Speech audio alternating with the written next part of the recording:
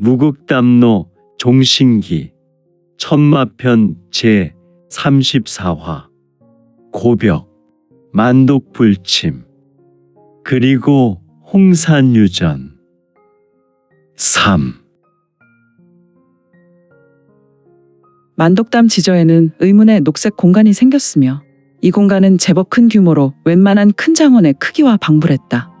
그런데 이 공간에 황금빛 광채와 칠채보광의 빛이 장렬하였으니 이 빛은 더욱 왕성하여 세력을 얻을 듯 큰 광채가 되어갔다. 아, 어찌 천신은 내게 무극담노 홍산의 유전이라는 기원을 허락하시고 또다시 삼도천을 건너게 하는 것인가? 정녕 저 두 동물이 서로 결하여 양패구상이라도 하려는 것인가?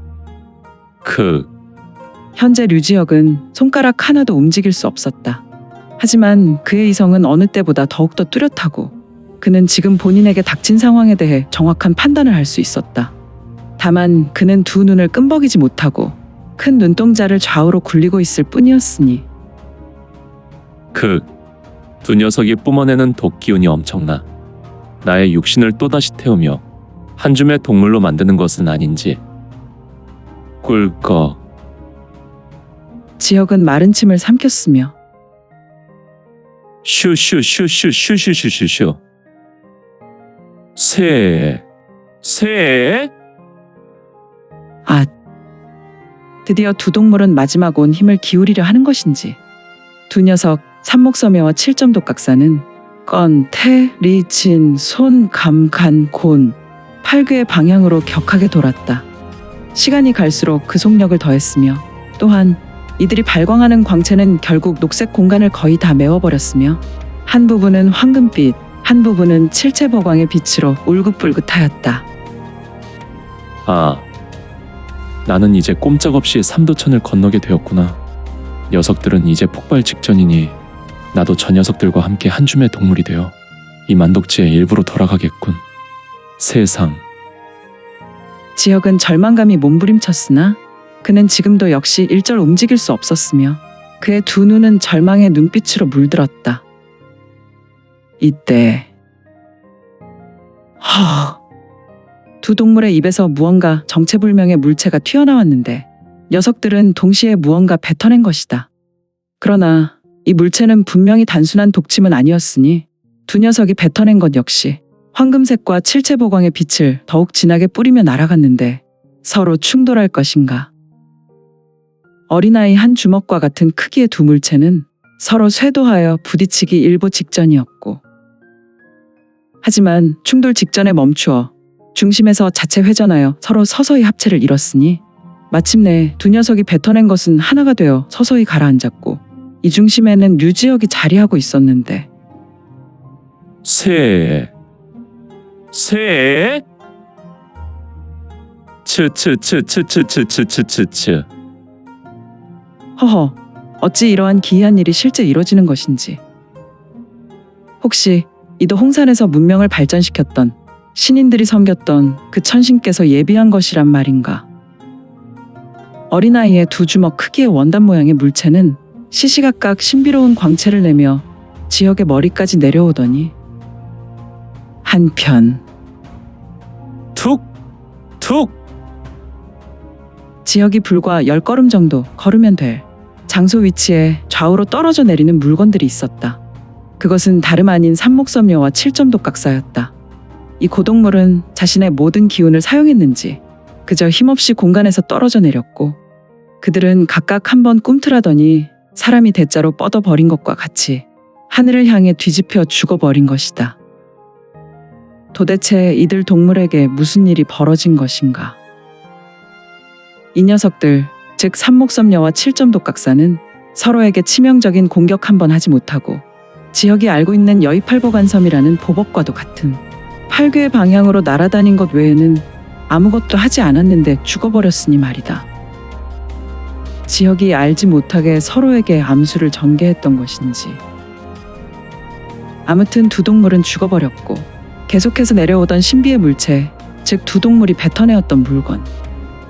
아, 이것은 바로 삼목섬유와 칠점독각사가 가진 내단이 아니던가.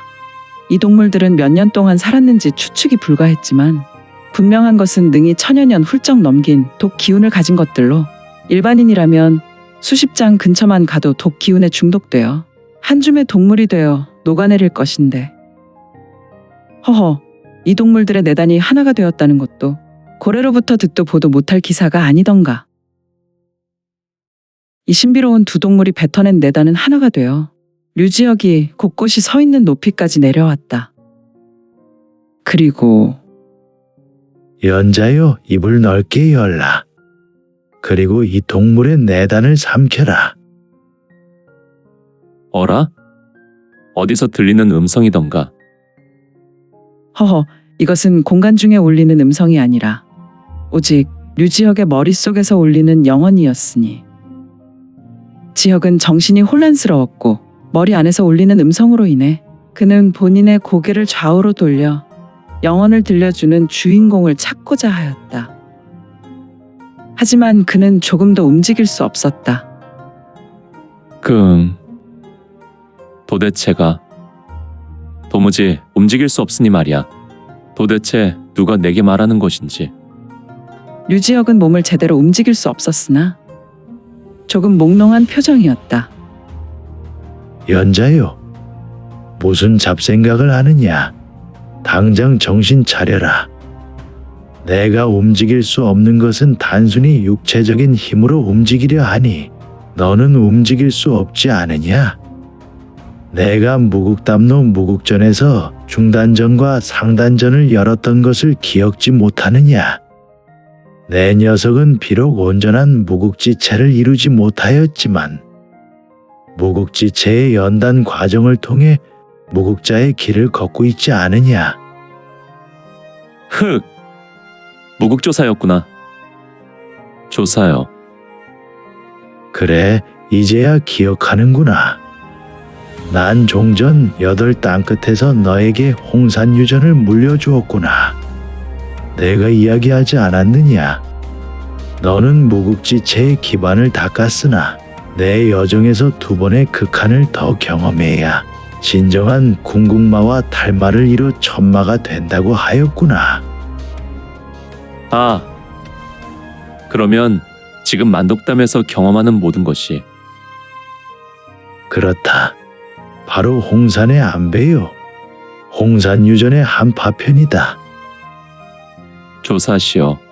그러면 그래. 이제 내 입을 넓게 열라. 내가 선택한 절대 말을 이룰 또 하나의 과정을 이제부터 진행하겠다.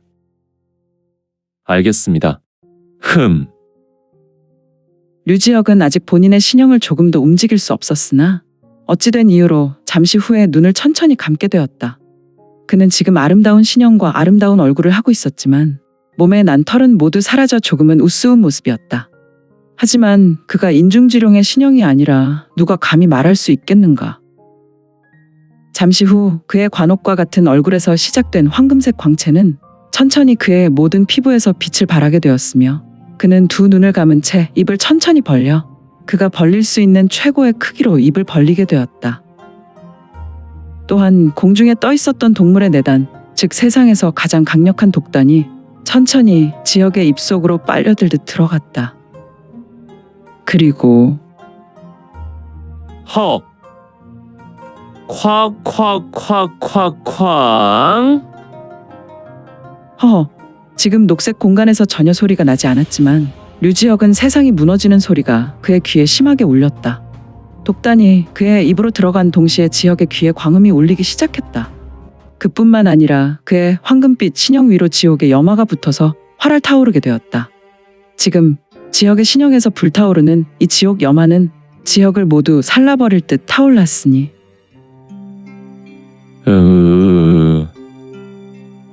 지혁은 세상에서 경험하지 못할 고통이 심저에서 올라왔으며 그는 고통을 이기기 어려웠는지 깊은 신음소리를 내었다. 또한 그는 이를 꽉 물었는지 이가는 소리도 간간히 새어나왔다. 아, 지혁은 초인의 길로 접어들었으나 그가 경험하는 것은 인세의 고통이 아닌 아수라 지옥에서나 경험할 것 같은 고통이었으니 도대체 이를 극복할 진정한 마인이 있기나 한 것인지. 하지만 류지혁은 단순한 신음 외에는 다른 어떠한 움직임도 하지 않았다. 다만 그의 정신세계는 신속하게 8번째 땅끝으로 달려가고 있었다. 지혁에게 계속 이어진 고통은 수시즌의 시간이 흐르고 있었다. 하지만 지혁은 이 뼈를 추리고 혼을 털어버리는 고통으로 수백 년의 시간으로 느껴질 뿐이었으니, 그런데 류지혁은 어느 틈에 자리에서 가부좌하고 앉아 고통 중에 본인 옆에서 신비로운 녹광을 바라는 손보다 작은 수정을 들어 무의식 중 입으로 가져가 먹어버렸다. 도대체 녹광의 수정은 또 무엇란 말인가? 허허, 이제 류지혁의 알몸은 황금색 금광이 사라졌으며 이후로 그의 신형은 급격하게 검은색으로 물들어갔으며, 이제 지혁이 만독담에 빠진 사흘이 지났고, 만독담은 언제나 고요했으며 동물들 외에는 어떠한 생명체도 접근하지 않았다. 그러나 사흘 전부터 이곳 만독담의 동물들은 그 처소를 버리고 다른 곳으로 이동하였다. 이유는 알 수 없었지만 해는 또다시 서산마루 갈대숲 군락지로 떨어지고 있었으며 붉은색 노을이 이곳 묵지를 모두 물들이고 있었다. 허허, 만독담을 보라. 고요했던 만독담 수면이 부글부글 끓어오르더니 서서히 만독담의 묵빛이 사라지고 있었다.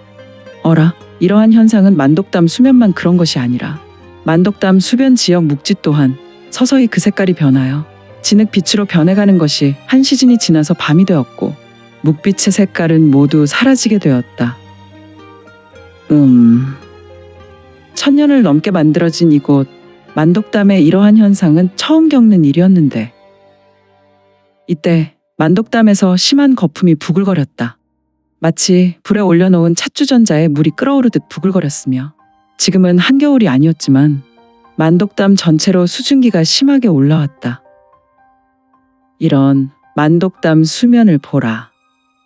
마치 불바다를 이룬 것처럼 불이 수면 아래에 전체로 번지고 있는 것이 아닌가.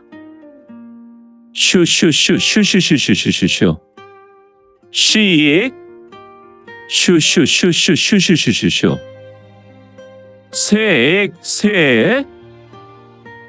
거대한 불기둥이 만독담 중에서 솟아났으며, 이러한 불기둥은 마치 하늘까지 솟아올라서 하늘을 받들고 있는 불기둥과 같은 모습이었다.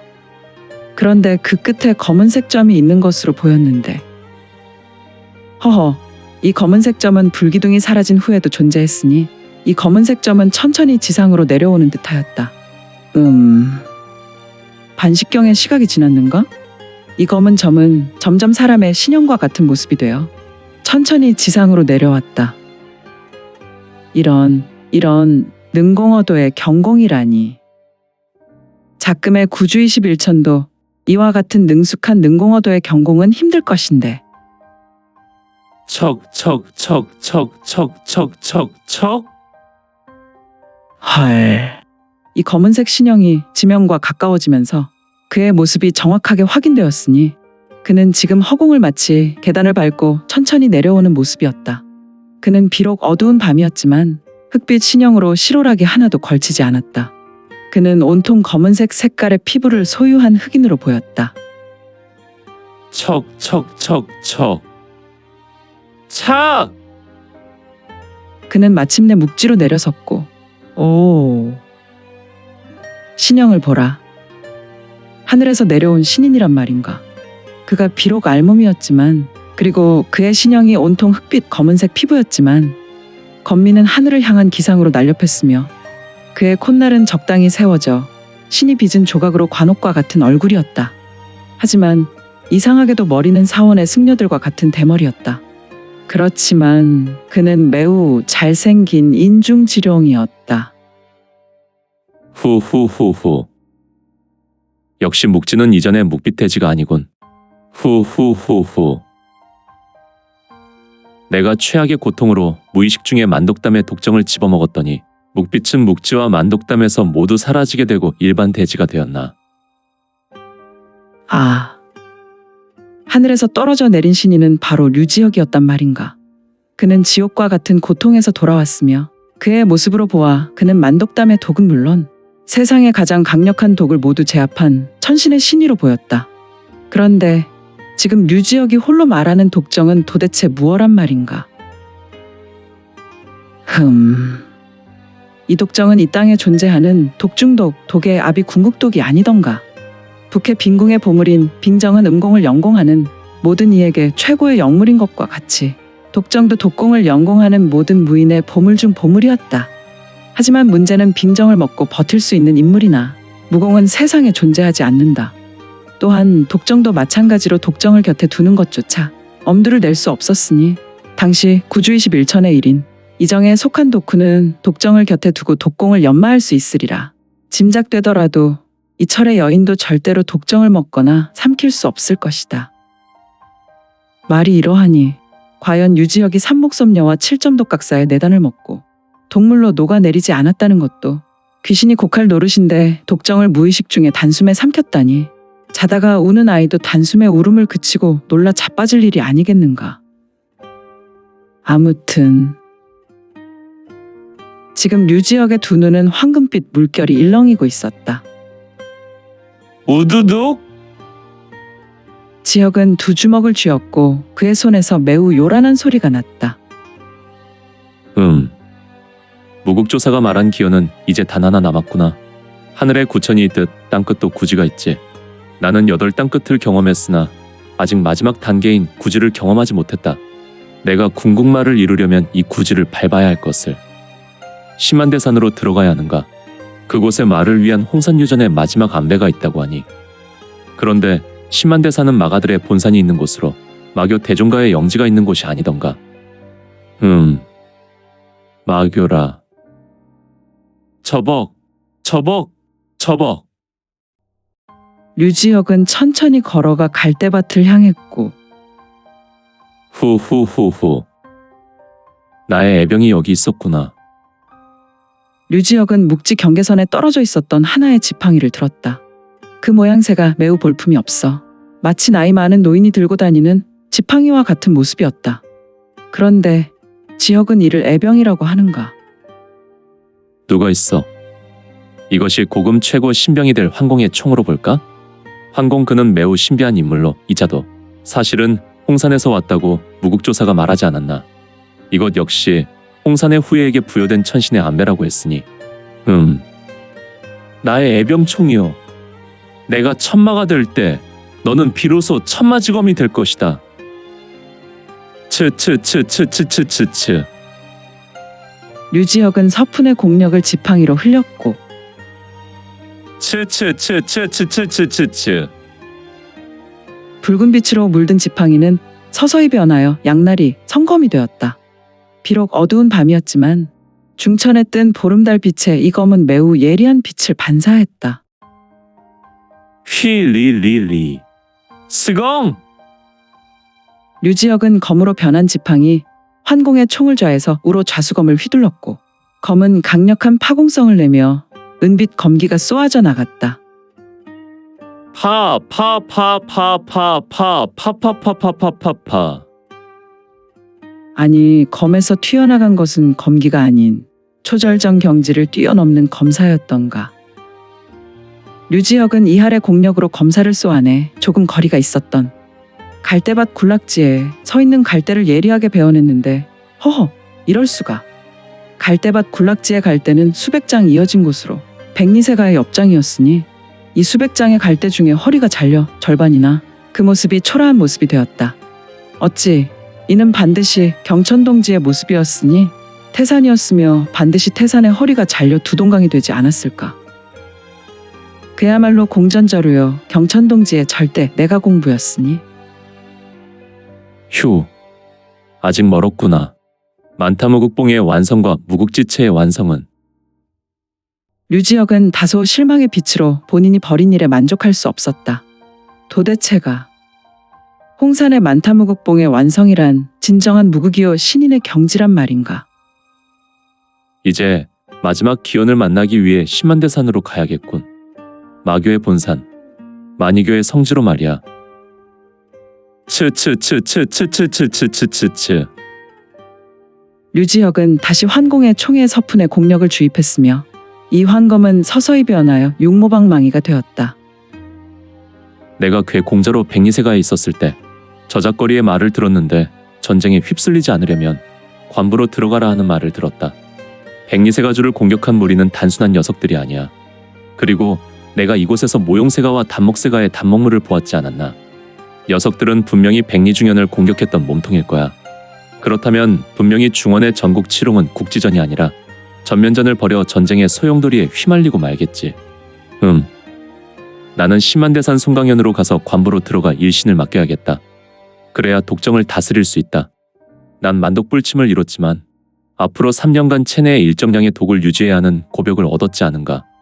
독물을 찾아 계속 먹으며 독인으로 당분간 지내야 하니. 백리가연. 왠지 가연의 얼굴을 보고 싶구나. 그렇다. 류지혁은 현재 정상인의 모습이 아니었다. 비록 천고의 영물인 삼목섬여와 7점독각사의 내단을 먹었지만 독중독인 독정을 함께 먹어서 독 기운을 제대로 다스릴 수 없었다. 삼목섬여와 7점독각사의 내단은 하단전에 자리했고 독정은 지역의 중단전에 자리했지만 이러한 위치는 자칫하면 몸이 폭발할 위험도 함께했으니 다만 류지혁이 버틸 수 있었던 것은 극한으로 공력을 끌어올릴 수 없는 제한적 상황과 무국지체라는 천고의 지체였기 때문이었다. 만약 류지혁이 모든 공력 18 모두 운용해야 한다면 지역의 신체는 스스로 일각을 버티지 못하고 스스로 자폭하여 반드시 삼도천을 건너게 될 것이다. 휘잉. 바람이 불어왔고 지역은 자기 자신도 알 수 없는 극심한 외로움이 찾아왔으니 하지만 그는 주저없이 만독담의 기연을 뒤로 한 채 쓸쓸하게 걸어나갔다. 그의 손에는 오직 육모방망이로 화한 환공의 총만 들려 있었으니 천마의 혈로는 이제부터 본격적인 시작을 알리는 만인대전의 동로가 시작되었음을 알리고 있었으니.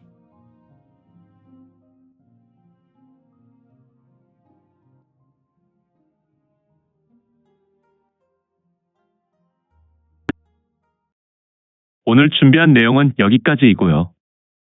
무국담로 종신기 천마편 계속 성원 부탁드릴게요. 또한 구독, 좋아요는 본 작가의 지필에 큰 힘이 됩니다. 그럼 오늘도 최고로 멋진 하루 되세요.